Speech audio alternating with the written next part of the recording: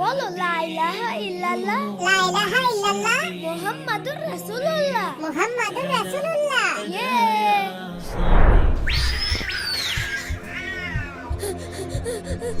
আরে আমার পাখি, আমার পাখি, বাবা, বাবা। কি হয়েছে? আমার পাখি বিড়ালে ধরে নিয়ে গেছে। বাবা কান্না করুন, আমি তোমাকে আরেকটা পাখি কিনে দেবো। বাবা আমি পাখির জন্য কাঁদছি না। তাহলে কিসের জন্য কাঁদছো? আমার পাখিকে আমি কালিমা শিখিয়েছিলাম, সব সময় কালেমা পড়তো, কিন্তু যখন বিপদে পড়লো কালেমা পড়তে ভুলে গিয়েছিল আর শুধু কান্নাকাটি করছিল। আমার ভয় করছে আমার সামনেও যখন মৃত্যুর ফেরেশতা আসবে তখন আমিও যদি কালেমা পড়তে ভুলে যাই তখন আমার কি হবে?